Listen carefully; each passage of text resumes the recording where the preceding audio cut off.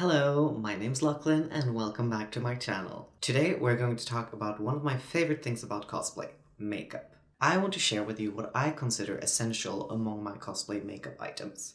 And note that this is not an extensive list, nor is it something that you need to have, but I feel like this is a good start if you don't really know where you are going or if you're just kind of stuck with your makeup. I've been doing makeup for several years. In 2015, I did go to makeup classes, so I am a makeup artist even if I'm not a practicing one. I just do it on myself. And I thought that the first thing we could bring up is complexion. I am obviously very pale, and I do have blue, cool undertones. Combined with having dry skin, I know 3 essential things when it comes to choosing makeup products. I know I need to choose a light shade when it comes to foundation, concealer, and powder, and I know it needs to be cool rather than warm or neutral. If I would use a warm or neutral tone, my makeup would look brown and muddy. If a person with a warm complexion would choose a cool tone, they would look gray and ashy. I also know I need to choose products for dry skin. If I don't, my base can get flaky and peel off instead of staying on. The same thing goes for people with oily skin, who if they don't choose right, can have trouble getting the products to stay on or look greasy. You can also have neutral or combination skin, which there are specific products for as well. First things you would do is the primer. A primer is something that I mainly use if I'm going to be at a convention and I want my makeup to stay for a very long time. When I'm done filming this, I'm just going to take this makeup off, so I won't be wearing it for more than a couple hours, so I don't find a primer necessary. You can also use a primer for other things, such as making your skin smoother, and depending on if you have very oily or very dry skin, primer can also be used to negate some of that, so that you get a more even canvas to work with. Essentially, whatever you need to fix with your base, there's a primer for it. I recommend taking a thorough look at what your makeup looks when you're done and checking if there's anything you're unhappy with. In many cases, the correct primer can fix it. I gotta give a special shout out to pore filling primers, as I have fairly large pores on my nose, which really helps smooth out my skin texture. It can also help with hiding fine lines. And I would definitely recommend using a pore filler if you feel insecure about your skin or you just want a more even canvas for putting on your makeup. After primer, we have color correction. Now, this is not a thing that you need either, but depending on if you have uneven shades in your skin, it can be really useful. For example, if you have dark circles under your eyes, or if you have a beard shadow, if you have noticeable pimples or other redness in your face. A color correction can negate those and make the color of your face more even. If you've taken a single art lesson, you no doubt know about the color wheel, and this is exactly the same. Colors on the opposite sides cancel out each other when layered. If you don't feel like a color correction is necessary, you can always use concealer instead. And sometimes a concealer is all you need to even out your skin tone. Concealer doesn't cancel out the colors in the same way that a color corrector does, but it can be opaque enough that a slight color variation doesn't shine through. After concealer, or before, depending on how you prefer to do it, you put a layer of foundation. I personally really need a full coverage foundation to feel like I can put on my cosplay makeup, but if you don't feel like you need complete coverage, you can also use a BB or a CC cream. I am using this BB cream from L'Oreal for my normal makeup, like when I'm not cosplaying. For example, right now I'm just wearing the BB cream, and it evens out my skin tone without making me look like a doll in the face. A BB or a CC cream also have the advantage of not being so obvious when a little bit of it is being smudged so you can see your real skin underneath. There is a lot of overlap between these 3, but basically BB and CC creams contain more skincare and offer less coverage than foundation. BB stands for Beauty Balm and generally has less coverage than CC cream, which stands for color correcting. I have for a very long time been using the L'Oreal Paris True Match, both for the foundation and for the powder. I use the Ivory Rose color, which is 1R/1C. The C here stands for cool, and I believe that most foundations now don't just do the shades, but also the hue, whether it's warm, neutral, or cool skin. But this was one of the first that I actually found that did do a cooler skin tone, so that I didn't turn out completely orange with my foundation. Like I said, I'm also using the L'Oreal True Match as the powder. A pigmented setting powder is really good when you are doing your normal makeup, which is a hue that you're probably the most familiar with having, and also what you mostly have when you do makeup. But a translucent powder can also be very useful. A translucent powder looks white in the packaging, but does come off without giving any extra color to your skin, which is very useful if you're doing face paint, for example. One of my favorite things with doing makeup is doing the contouring. I have a contouring palette from NYX, which I tend to use almost all the time. But before I found it, I actually did all my contour with a eyeshadow palette. Because I have cool tones in my skin, a lot of the contouring that is out there does make my skin look very orange or very brownish, and it's very obvious that that's not the natural shades of my skin. This one does not do that, so this one I can use, and before that I used the Smashbox Full Exposure eyeshadow palette as my contouring palette. If you do want to learn how to contour and not just what contour you should be using, I have several guides in my makeup tutorial ebook, more on that later. Also in the same area we have highlighter. I only have one highlighter palette, and that is the KVD Alchemist. These are holographic, and highlighter is one of those things that I think you can pretty much just have fun with. I have never tried a highlighter that just didn't work with my skin, although I'm sure more natural ones can skew warmer or cooler. Last but not least on the base is blush. I have a couple of different blushes, although I heavily prefer this fairly dark red one.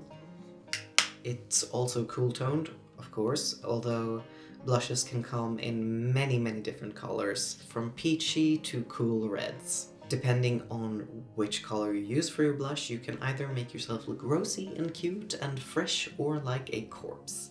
And I do quite actually prefer the latter one, although that needs to be a choice if you do that. Moving on, we have eyeshadow. Now, I would have a very hard time cosplaying without eyeshadow, but depending on what kind of characters you do and whether you like to do them more natural or with big bold colors, it really depends which color palette you should be choosing. I think it's a very good idea here to experiment. In the beginning, there's no harm in buying cheaper palettes. What I've noticed, the downside with cheaper palettes is that the colors aren't as saturated, but if you're not really used to doing your makeup, that can be a very good thing, because then it will be much easier to blend it out smoothly and there won't be any harsh lines. I put all kinds of eyeshadows on all my characters, no matter if they're male or female. Plenty of them don't have any eyeshadow, but considering we do not look like anime characters in real life, I quite like to add that. There are a million different ways to do your eyeshadow. If you are looking for a good all-around palette, I would choose one with a few neutral shadows that are fairly close to your skin tone, as well as a couple of bolder or darker colors. The neutral ones can be used to blend out the edges, and if you have a couple bold colors, you can create several different looks with the same palette. After eyeshadow, we also have eyeliner. Now, I love eyeliner as well. Eyes are my favorite part of makeup, and I do tend to make that the most extravagant and the boldest. I prefer using a liquid liner, and although I'm not wearing any liquid liner today, it is the product that I would the least like to be without. I really do like a eyeliner that dries matte. That way there's no shine in it if you're taking pictures and you have harsh lights, and it looks a lot more cohesive on pictures. You can also use a gel liner or a kohl pencil. They have their advantages and disadvantages, all of them. And if you'd like to know more about that, you can check out my ebook on basic cosplay makeup. Another eyeliner I would be hard-pressed to be without is white eyeliner. This is the NYX Milk Jumbo Pencil, which I heavily recommend. I don't think I've come across anyone who doesn't recommend these. White liner can be used to fill in your waterline or to brighten up the edges of your eyes. I feel like it really completes the look for anime characters, and if you do a more subtle one, it can also do the same for live action characters. Lastly, for eyes, we have mascara and fake eyelashes. Mascara I use for all my characters. It does not matter which character it is, where they come from, if it's live action or anime. I always use mascara because it really adds to the look, and your eyes kind of look, or well, I feel like the eyes look kind of naked if you don't wear mascara. For more masculine characters, I do use a brownish mascara and not a black one, but I do always use it both on the upper and the lower lash line. Fake eyelashes, I find really complements the look if you're doing a female character or if you're doing any kind of bright-eyed character.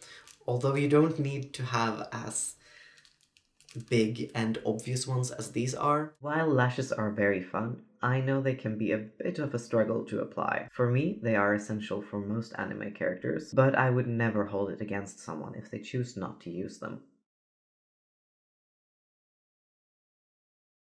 Moving on to the lips.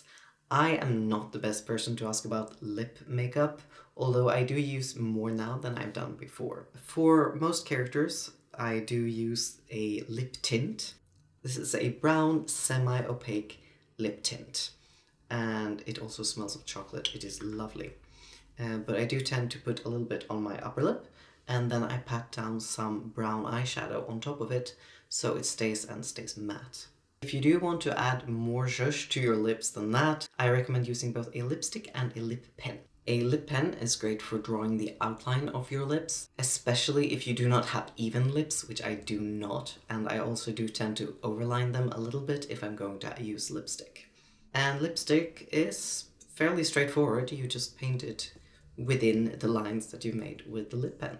I almost always do this for female characters, and sometimes for male characters as well, especially if they are more anime.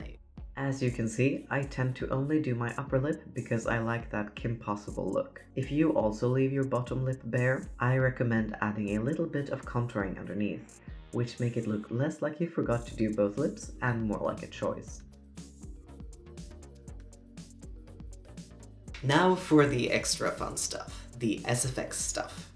I'd like to do a little bit of a disclaimer here though, none of these are essential if you are not interested in doing SFX makeup. They are the most useful SFX stuff in my opinion, and I'm going to go through some of my favorites. First we have hair white. This is super useful if you cosplay characters with white hair. For Astra, for example, I'm using this as both mascara and for my eyebrows. It's fairly thick and it lasts forever, and it's also very opaque, so you do get a very intense effect from it. You can use it as a base for doing very opaque colors for your eyebrows, but otherwise, unless you plan to cosplay really old people, it's not especially necessary. Second on the list, and something that I do not have home at the moment, is rigid collodion. Rigid collodion pulls your skin together and makes very believable scars. It does this by changing not only the way your skin looks, but also actually pushing it down, which gives a 3D effect that obviously scars tend to have. If you do get rigid collodion, make sure to get rigid collodion remover as well, as peeling it off can give you actual scars. It hurts a lot. Liquid latex is really fun to play around with and something you do need to practice a lot if you want to do actual cosplay makeup effects with it. It can be used for a variety of things, such as making masks or making prosthetics. You can also use it if you want to look like a zombie and your skin is affected. It is very versatile, but also quite difficult to use if you want it to look realistic. Then we have Scar Wax. Scar Wax is another 3D scar creator, which is just like putty that you use to make scars with. It's pretty straightforward, although it also requires a bit of practice to use. If you want to get into doing face paint or creating characters that don't have human skin, I recommend having a palette, some sort of palette. These are cream colors from Crayolan. and it is one of my favorite things. You can also invest in alcohol or water-based paints. They all have their advantages and disadvantages. If you're going to do special effects, you might also want a skin adhesive, for example Prozaid. There are several skin adhesives on the market, and it also kind of depends on what effect you like and what you're going to adhere to your skin. And that concludes my essential cosplay makeup items. If you have any questions, you are more than welcome to ask either in the comments or send me a message on Instagram. My Instagram is in the description below, and it's also Lachlan's Lair. If you feel that you are new in cosplay makeup and you are mostly interested in doing male or androgynous characters, I also really recommend my ebook on the matter. There I go through several different characters step by step and give a much deeper explanation than I'm given here. It is available in a link below. Thank you all for watching. Don't forget to check out my other social medias, and I will see you in the next video. Bye!